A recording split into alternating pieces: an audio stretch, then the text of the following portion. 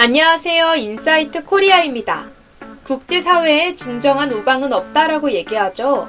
요즘처럼 여기저기서 한국을 찾는 시기에 한 번쯤 되뇌어봐야 할 말인데요. 오늘은 한국과 손잡고 싶다고 러브콜을 보내는 국가 탑3를 통해 친구 보는 안목을 키워보겠습니다. 첫 번째 소개할 한친소는 중동의 석유 부국, 아랍에미리트입니다. 아랍권 최초의 화성 탐사선을 쏘아올리며 우주 강국으로 도약한 UAE가 한국과 우주 사업도 협력해 나가길 바란다고 의지를 밝혀 화제인데요. UAE는 1971년 영국에서 독립한 신생 국가입니다. 인구가 1000만 명도 채 되지 않는 조그마한 나라인데요. 끝없이 솟아나는 오일머니 덕분에 일하지 않고도 평생 먹고 살 수 있는 나라로 불리고 있습니다. 이 분해나는 나라는 언제부터 한국과 친했을까요? 시간은 11년 전으로 거슬러 올라갑니다.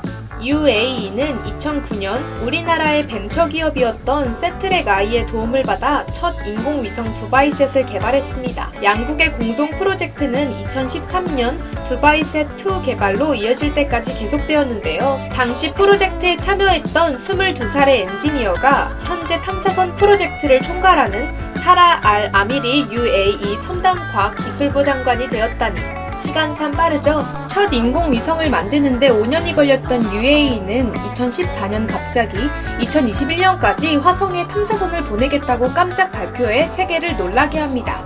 미국의 나사 같은 독립적인 우주연구기관도 없는 나라에서 화성 탐사선을 쏘아 올리겠다니 터무니없는 계획이었죠. 그도 그럴 것이 화성 탐사선은 우주과학기술의 집약체라고 할 수 있습니다. 지금까지 화성 탐사선을 발사한 나라는 미국, 유럽연합, 러시아, 중국, 인도, 일본 총 6개국이고 이 중 궤도에 탐사선을 안착시킨 나라는 미국과 유럽연합 단 2개국 뿐이었습니다. 그러니 우주산업 듣보잡이었던 UAE의 깜짝 발표에 모두가 코웃음을 쳤죠. 그런데 이 어려운 걸 UAE가 해냅니다. UAE 정부는 우주 연구에 약 6조 6천억 원을 투입하며 연구를 이어갔습니다. 그리고 7월 20일 오전 6시 58분 아랍어로 희망을 뜻하는 UAE의 화성 탐사선 아마를 일본 다네가시마 우주센터에서 발사하는 데 성공합니다. 정말로 우주로 희망을 쏘아 올린 건데요. 중동의 작은 나라가 이룬 성과에 세계 각국에서 축하 메시지가 쏟아졌습니다. 임철호 한국항공우주연구원장 역시 UAE가 우주 탐사면에서 한국보다 한 발 앞서 나갔다. 나는 이 성과가 진심으로 기쁘다. 탐사선이 화성 궤도에 무사히 도착하기를 기원하겠다. 응원을 전했죠. UAE의 국영통신사 WAM은 이 내용을 보도하며 임 박사가 아말의 성공적인 발사를 축하했다. 한국과 우리나라는 지난 10년간 지구 관측 위성 개발에 협력해왔다.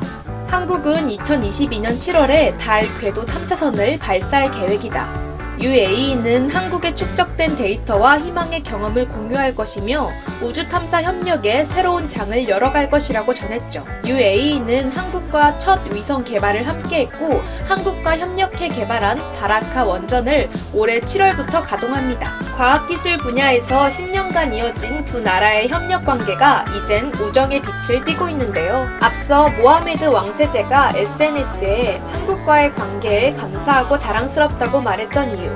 압둘라 빈 자이드 알 나흐얀 UAE 외교장관이 코로나19 상황 속에서도 자가격리를 감수하고 방한했던 이유를 이제야 알 것 같습니다. 아미리 장관은 국내 언론사와 진행한 화상 인터뷰에서 한국과의 협력 관계는 한 번도 중단된 적이 없다.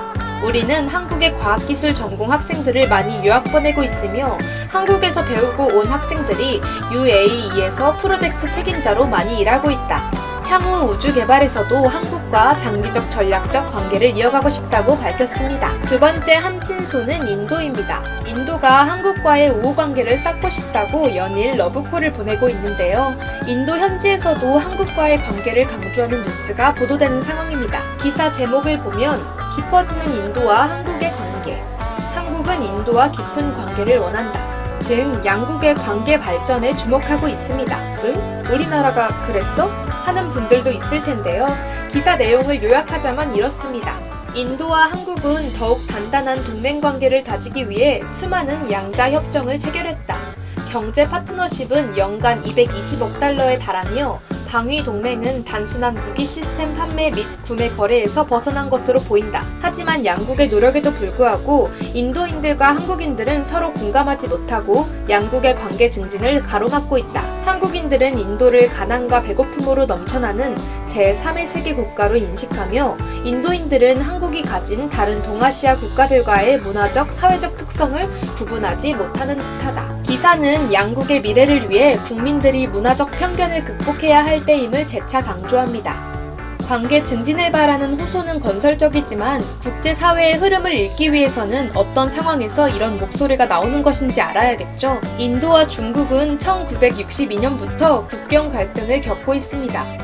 국경선을 둘러싸고 무력 충돌이 빈번하게 일어나자 국경지대에서 총기 사용을 금지하는 협정까지 맺었는데요. 그러던 지난달 15일 중국과 인도 접경지대인 히말라야 서부 가란 계곡에서 중국 인민해방군과 인도군 간의 유혈 충돌 사태가 벌어졌습니다.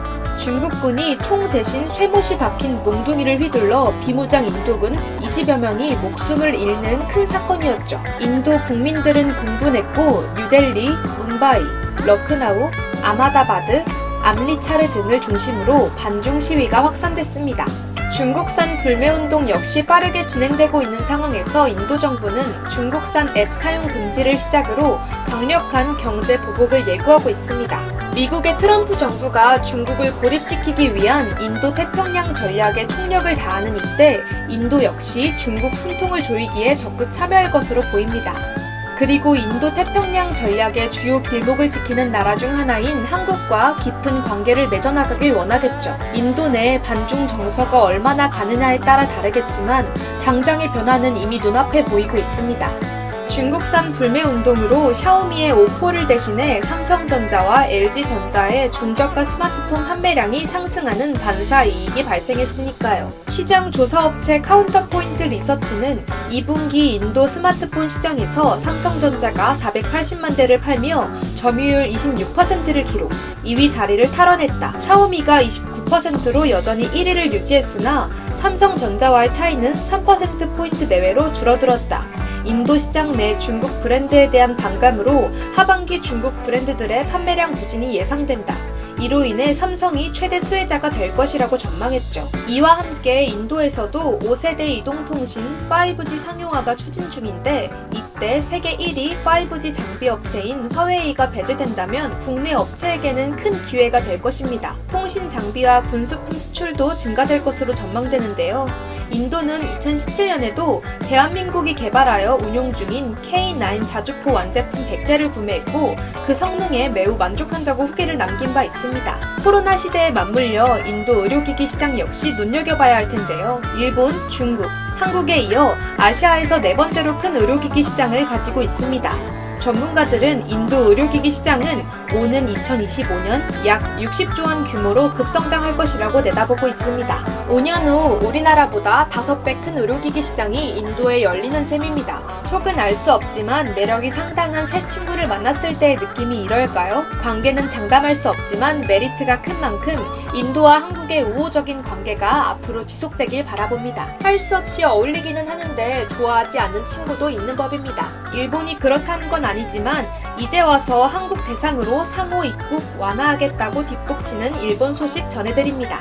일본 최대 공영방송사 NHK는 아베 신조 총리 주재로 우한 코로나 대책회의가 열렸으며 이 자리에서 한국을 비롯해 대만, 홍콩, 중국, 마카오 등 코로나 확산이 진정세를 보이는 국가 12개국의 입국 제한 완화를 위한 협의가 진행됐다고 밝혔습니다. 주된 협의 내용은 사업 목적으로 꼭 일본에 방문해야 하는 미국과 유럽의 기업 경영인에 한해 단기간 소규모의 인원을 입국 허용하는 것과 내년으로 연기된 도쿄올림픽, 패럴림픽 관계자와 선수 등의 입국을 허용하는 것인데요.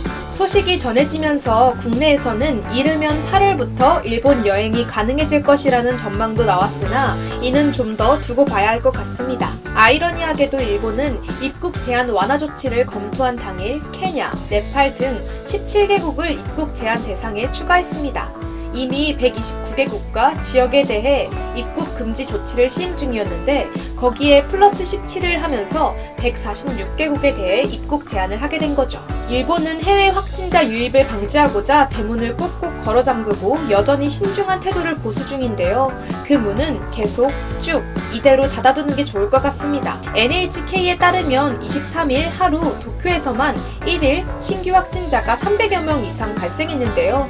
지난 6월 초 한 자리로 줄어들어 진정되는 듯 보이다가 7월 들어 200명 이상으로 증가했고 지난 22일에는 795명으로 1일 신규 확진자 최대 기록을 넘어서면서 통제 불가 상황에 접어들었습니다. 22일은 일본의 국내 관광 활성화를 위한 고트 트래블 사업이 시작된 날이었습니다. 약 15조 원의 예산이 투입해 여행 경비의 50%를 나라에서 지원해주는 국가 사업인데 1박에 2만엔까지 지원해준다니 집콕하던 사람도 당장 뛰쳐나갈만 하네요. 하루에 800명에 달하는 확진자가 발생한 상황에서 입국 제한 완화를 위한 협의가 무슨 의미가 있을까요? 지금 이 시국에 일본에 가려는 사람이 있을까요?